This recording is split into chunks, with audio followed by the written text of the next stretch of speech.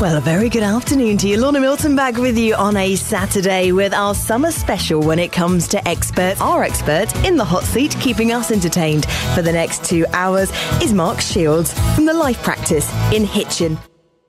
What has come out of talking about lack of sleep, the biggest killer, it seems, is stress. People are stressed, they're worried. You can lie in bed at night. I can lie in bed at night in the week, and I'm sure we can all do this, whatever your problems and worries might be.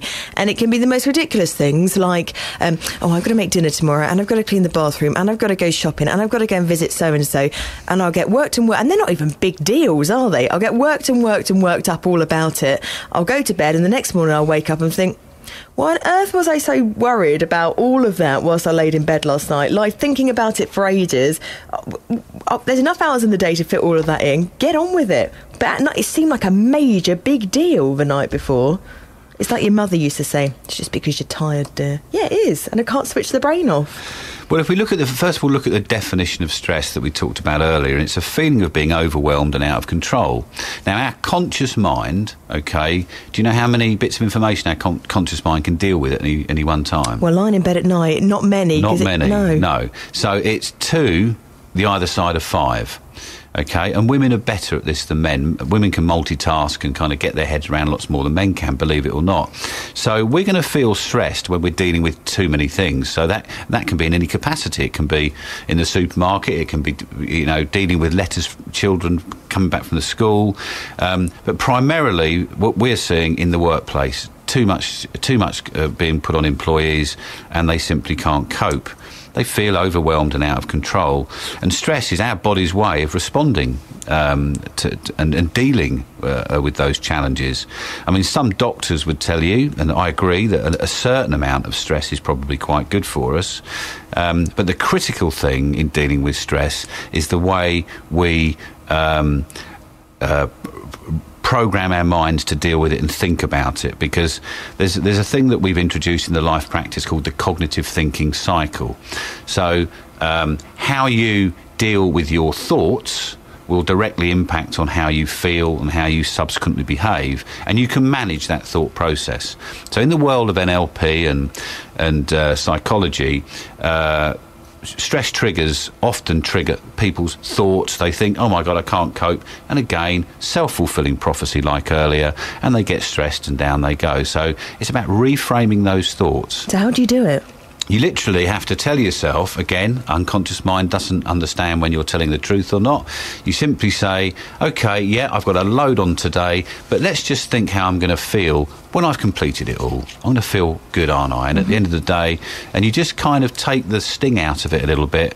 Okay, so I've got so much going on.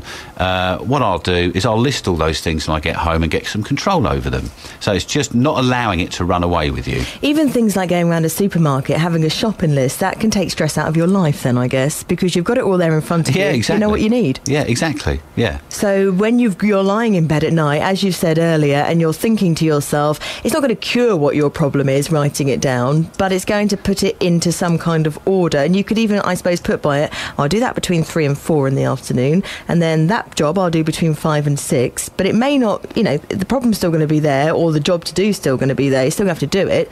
But at least you've kind of, as you say, taken the control back. Yeah, if you've got, if you're, again, definition of stress, out of control. If you've got a shopping list and you write all those things down and you're wandering around Sainsbury's, you're in control, aren't you? Mm-hmm. If you're wandering around Sainsbury's thinking, oh my God, I've got a party tonight, what do I need to buy? You've got more of a chance of getting stressed than you have if it's got it all written down in front of you. So. But people listening this afternoon may think, well, if all she's got to worry about in life is she's not going to fit the Hoover in or get her shopping done on time, then goodness me, I wish I was living her kind of life. Yeah, I'm sure. But if you have bigger stresses, things that are really upsetting you, playing on your mind consciously, you just can't turn it off, and you really are at the end of your tether. You really are stressed, and it may be the concerns over a family member. It may be something that's happening in your life that's pulling you down. How do you cope with bigger things? I'm going to take the example that somebody's mother is very ill, and you're worried. They're your loved one. Yes. You can't help them. You can't make them better. What on earth are you going to write down on that piece of paper before you go to sleep at night? Well, I think one of the things you have to do, in fact, I was dealing with a client this week that's just found out his mother has ovarian cancer. And I saw him a month ago and she didn't have it. And he was highly stressed, managing director of a big company. He turns up this week, very different. Very sadly, tragically, his mother's got cancer. And one of the questions I said to him was, you're appearing a lot calmer. And he said, well, I've got life in perspective. You know, so my mother's got this terrible disease, and you go through, he was explaining to me, which obviously I wasn't surprised to hear, a kind of cycle of dealing with it, accepting it, getting angry, getting upset, and then getting on with it. And I think it's important that, again, you have to take as much control over that situation as you can. So if somebody is very ill, okay, so what can we do to help? When are we going to do it? How are we going to do it? And what's the plan?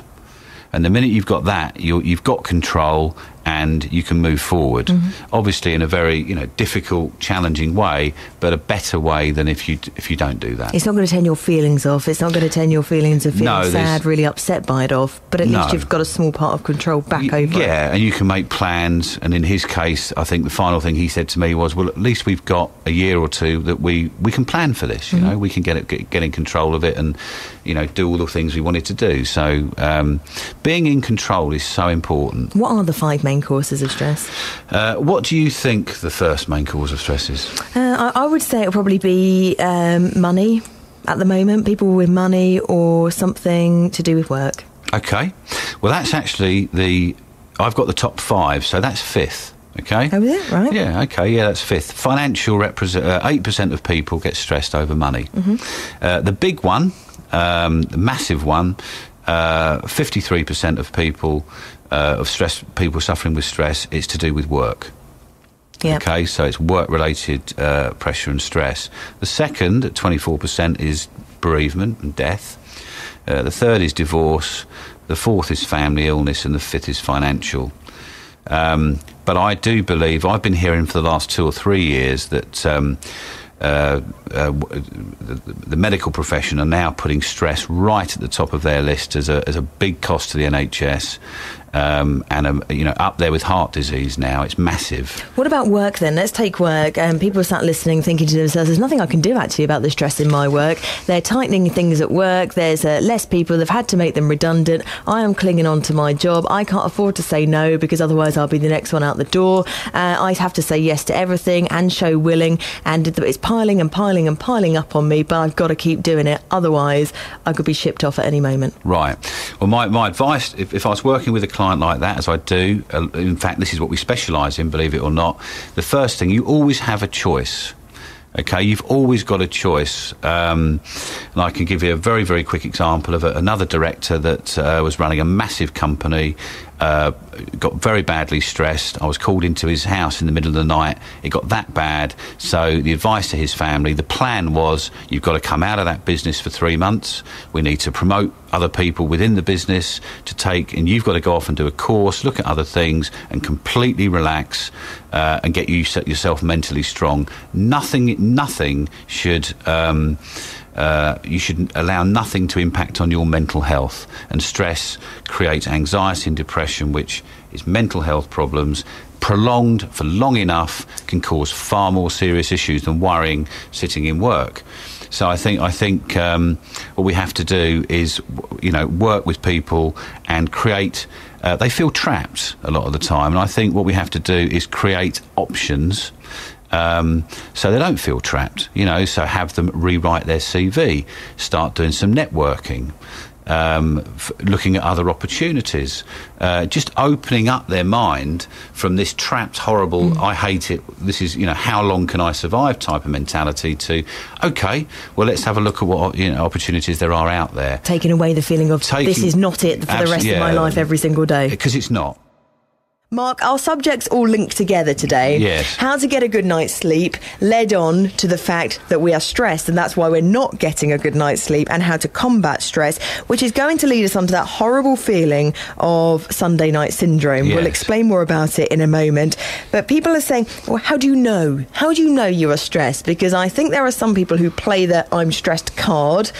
Perhaps they're not stressed at all. It's quite an easy thing to say. And there are people who are hugely stressed out in life. What are there different levels of stress that you can put yourselves in and think, oh, yeah, that's me? Or, oh, I'm that? Yeah, most definitely, actually. And we have a model which we've called the 3 levels of stress. And I think listeners will find this but very interesting and probably be able to categorise themselves. So level 1, okay, people tend to start to feel unsettled. They start to get what we call fear, and they may have mild panic attacks. And it comes out of the blue, and they're unsure as to why. And they start to look at what they're doing and going, well, goodness, I felt terrible on Friday afternoon in that meeting. I got this jittery tummy. I had these terrible nerves. What was that all about? And then nothing might happen for a while, and then they get it again, and so on. So we call that level 1 of stress. The first signs: feeling unsettled, feeling a little bit overwhelmed, and most definitely with mild panic attacks. Can it come with a few tears as well, possibly? Yeah, people become more emotional and so forth, and find themselves getting upset over things they wouldn't normally get upset about, like perhaps watching EastEnders or something like that.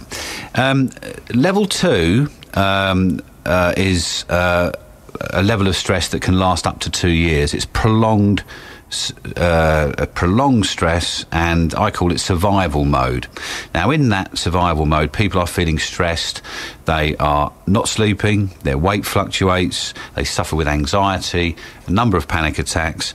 Alcohol tends to increase. They have cravings for all the wrong types of food, and they're generally very emotional and have feelings of being unable to cope. And this is all down to the fact that the stress hormones in the body, mainly adrenaline and cortisol, are working overtime. Okay, all these thoughts, these worries, they're working overtime. And that goes on until, if that's not addressed, we then get to level 3, which the kindest way to describe that is burnout. And that's when the adrenal glands and the cortisol and so forth is no longer produced, because it's almost just burnt out. And those people, if they had a cortisol or adrenaline test, would find they wouldn't have any at all. And they can't get out of bed in the mornings, very lethargic, and really struggle to kind of function normally. With regards to sleep, no name, but is too much sleep bad for you? Because you said you do actually just need 4 hours a night. No, in my experience, I don't believe that too much sleep is bad for you. I mean, I have seen people that feel, a bit grumpy, lethargic. I feel half asleep. Yeah, that's probably down to the fact they've had a lot of sleep, but that tends to, after a number of hours, equalise itself out and they feel great again. So, no, I don't believe too much sleep is a problem. But you don't need those 8 hours. You think you do, we're told we do, but 4, as you say, absolutely beneficial. Yeah, I think a lot of people would struggle to accept that, and I'm sure there's a lot of people out there right now saying, oh, that's complete nonsense, I need 8 hours sleep. That's because they've programmed themselves to, and if that works for them and they're getting 8 hours, great. But for those insomniacs that are out there that are struggling, if they can understand and believe that 4 hours is the minimum the body needs to function, and if they work from that, then they're going to take the pressure off themselves trying to get 8 hours. You recommended earlier writing lists, so you've got it all worked out. You've got a strategy. You may not have solved the problem, but you know where you're moving forward to. Joyce in Luton says lists do work and are very effective as they help her de-stress over her work tasks. Excellent. So thumbs up there. Graham in Luton says he used to work night shifts and he was advised not to go straight to bed after a night shift, as this wasn't natural for the body. So he stayed up for several hours afterwards, as he wouldn't go straight to bed after working a day shift. You wouldn't, would you? You don't get home from work at 6 o'clock and think, oh, I've got to go to bed now, 6 o'clock in the evening. No, I think the sensible thing to do there would be to, whatever makes him relax, so putting on the television, having a cup of tea, reading the mail, and just going through a routine, and then going to bed when it suits him. Mark Shields, our life coach from Hitchin, thank you so much for coming in. My pleasure. And good luck with your goal.